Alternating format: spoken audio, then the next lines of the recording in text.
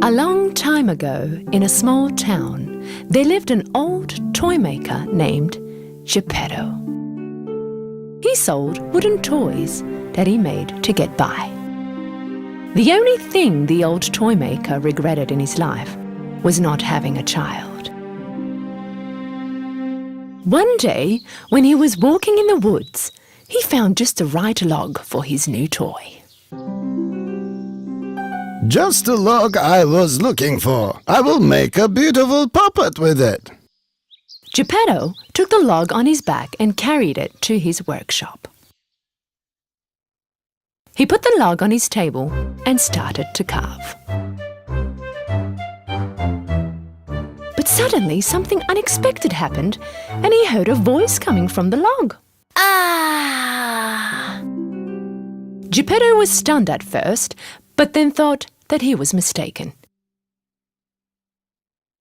Geppetto kept on carving, but then he heard the same voice again. Ah! I must be getting really old. I am hearing voices. Geppetto kept on working. First the head of the puppet came out, then finally his arms and legs followed. Geppetto finally finished the puppet, sat him on a chair, and started to tidy up. At that moment, he heard another voice. Hello! Geppetto looked around stunned, but he could not see anybody else than the wooden puppet. So he kept on with his work. After a short while, the puppet jumped down from the chair and started dancing in the room. Seeing this, Geppetto really struggled not to faint. Oh my God! This puppet is alive! Of course it wasn't a real kid, but it sure laughed, talked, and played like one. Geppetto held the puppet in his arms. From now on, your name shall be Pinocchio, my child. Geppetto and Pinocchio started to have happy times together. It was time for Pinocchio to go to school. But Geppetto did not have the money to buy Pinocchio his school stationery. Therefore, he sold his coat and gave the money to Pinocchio. Pinocchio took the money and got on his way to school with joy. Watching all the shops, people and the marketplaces on the way, suddenly he saw a commotion ahead. To find out what was going on, he went amongst the crowd. Because he was so short, he barely walked past everyone to get to the front. What he saw was a big, colourful tent. It was a circus tent. The clown in front of the tent was calling out customers. Pinocchio was curious to see what was inside, but the clown stopped him from entering. You can't go inside unless you pay. Pinocchio thought for a while and remembered the money Geppetto gave him for school. I have money. He took the money out of his pocket and gave it to the clown. Inside the tent was extreme fun. He saw puppets playing on the stage in the middle of the tent. Hey, they're also made out of wood. Jumping on the stage, Pinocchio started to dance amongst the puppets. But the spectators of the show were angry with him. Get off the stage! The owner of the circus above the stage, holding the strings of the puppets, got very happy to see a live puppet. A puppet without strings would make me a lot of money. Ha ha ha ha ha! He thought. And as soon as the show was over, he caught Pinocchio and put him in a cage. Pinocchio was very upset that he did not listen to Geppetto and went directly to school, so he started to cry.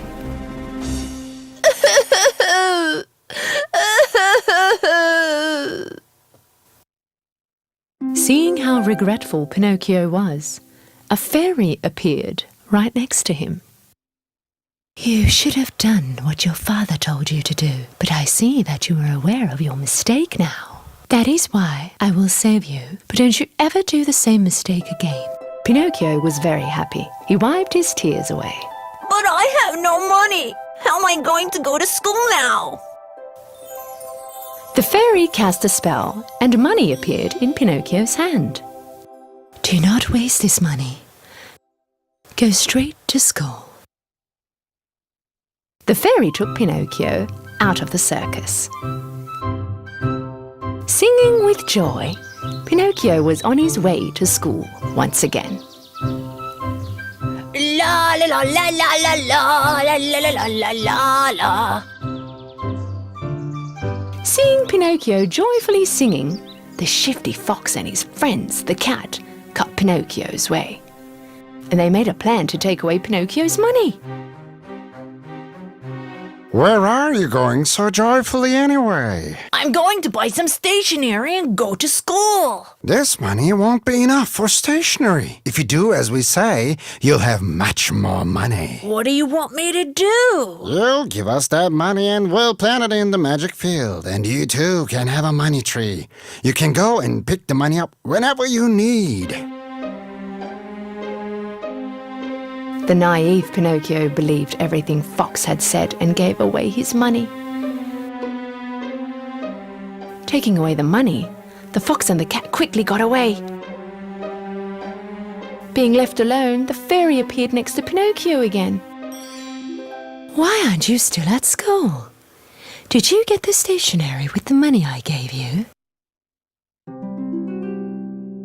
Actually, the fairy knew that he gave his money to the fox. She warned Pinocchio. "Don't you lie to me, or I will punish you." Pinocchio did not listen to the fairy and lied anyway. I bought the stationery but left them at school. As soon as Pinocchio finished his sentence, his nose started to grow. "Are you telling the truth?" As he told more lies, Pinocchio's nose kept on growing and growing. At the end, he couldn't even move his head. But how? What is going on? Finally, he realized his mistake and told the fairy all about what had happened. Seeing that Pinocchio had taken the right path, the fairy brought his nose back to normal. "I am forgiving you because you told the truth." With another spell, she gave back the money the fox had taken. And she once more warned him not to waste any more of his money. Holding the money in his hand, singing along, Pinocchio started to walk again. But this time round, he was facing another type of danger. The circus owner that had captured him was standing right there before his eyes. Because he had gotten away, the circus owner was very cross with Pinocchio. He wanted to punish him. He caught Pinocchio and threw him in the sea. When Pinocchio fell over into the sea, he did not sink. He stayed afloat on the water because he was made of wood. Pinocchio really liked this feeling and started to swim by moving his arms and legs. And it all happened while he was swimming to the shore. Hey, what's going on? Where am I? Pinocchio suddenly found himself in a dark place. He looked around but could not see a way out. Actually, Pinocchio was swallowed by a giant fish, and now he was sitting right in the middle of his stomach. Meanwhile, Geppetto was worried about Pinocchio, and he went out to search for him. Pinocchio! Pinocchio! Finally, he had reached the shore where Pinocchio was thrown in the sea. He asked the fishermen whether they had seen his son or not. One of the fishermen remembered the boy Geppetto was asking for, and he told him that he fell down in the sea. Geppetto asked the fisherman for help. Knowing how good a person Geppetto was, the fisherman could not refuse to help. And so he gave him a small boat to save Pinocchio. Geppetto jumped on the boat and sailed to the sea. After a while, suddenly a big storm had begun. The small boat could not handle the big waves anymore and collapsed. And Geppetto found himself in the middle of the sea. Geppetto was old and also did not know how to swim, so he started to sink deep into the water. Right at that moment, the giant fish which had swallowed Pinocchio also swallowed Geppetto. Geppetto slid down the fish's throat straight into his stomach, and he heard the crying voice of a child.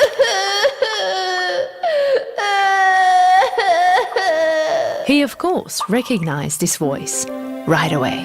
Pinocchio, my son, I finally found you. I was so worried.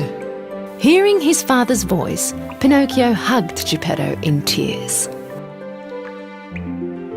I'm so sorry I didn't listen to you, Daddy. Forgive me. I will always do what you say. Seeing that this time Pinocchio was really sorry, the fairy decided to rescue them. She took Geppetto and Pinocchio out of the fish's belly and flew them onto the shore. Pinocchio became a very clever boy after that day and always listened to his father. Went to school every day, and after school he ran home to help his father in his workshop. The fairy saw what a nice boy Pinocchio became and decided to give him a prize. One night, when Pinocchio was sleeping, she came next to his bed and cast a spell on him. In the morning, Pinocchio woke up to get ready for school, as always. Just as he was getting out of bed, he realized that something was different.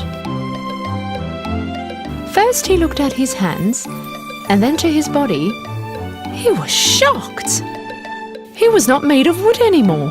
He was a normal boy, right in the flesh. He jumped with joy from his bed and ran next to his father. Daddy! Daddy! Look at me! Seeing Pinocchio as a real boy made Geppetto very happy. Finally, I have a real son. Father and son, they hugged each other with tears of joy. Pinocchio never lied again, and his nose always stayed where it was.